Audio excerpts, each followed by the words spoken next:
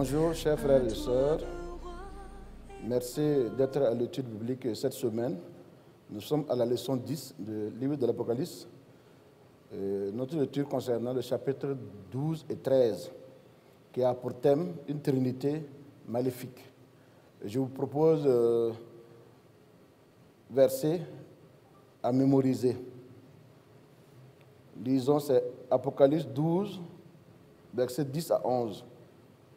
Et j'entendis dans le ciel une voix forte qui disait: Maintenant le salut est arrivé, et la puissance, et le règne de notre Dieu, et l'autorité de son Christ.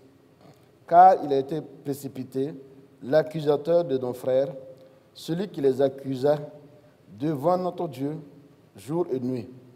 Ils l'ont vaincu à cause du sang de l'agneau et à cause de la parole de leur témoignage.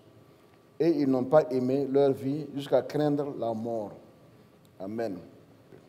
L'étude de ce jour 1 est basée sur l'Apocalypse 12, versets 1 à 6, qui a pour thème la femme et le dragon. Je vous invite à la lecture. Lisons.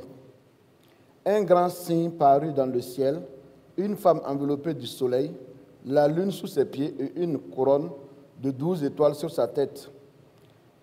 Elle était enceinte et elle criait, étant en travail et dans les douleurs de l'enfantement.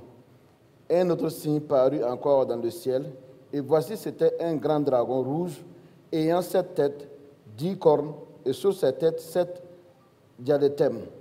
Sa queue entraînait le tiers des étoiles du ciel et les jetait sur la terre.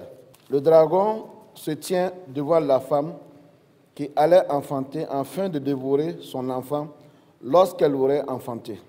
Elle enfanta un fils qui doit paraître toutes les nations avec une vierge de fer, et son enfant fut enlevé vers Dieu et vers son trône.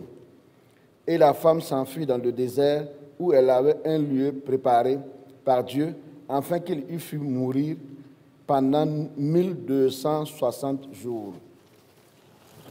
Afin de comprendre cette portion de la Bible que nous venons de lire, je vous propose 4 questions à méditer, qui sont la première question: comment décrivez-vous les 2 signes que Jean a vus au ciel?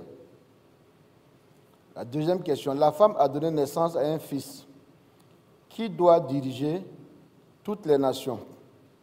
Comment l'Écriture est-elle à identifier cet enfant?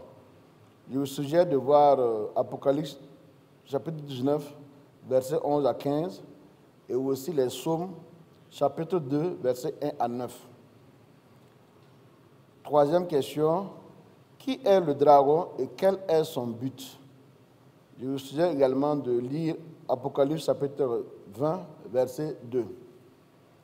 Et enfin, la 4e et la dernière question: comment Dieu a-t-il protégé souverainement l'enfant et la femme? Comment cette connaissance affecte-t-elle votre confiance dans sa capacité de vous protéger?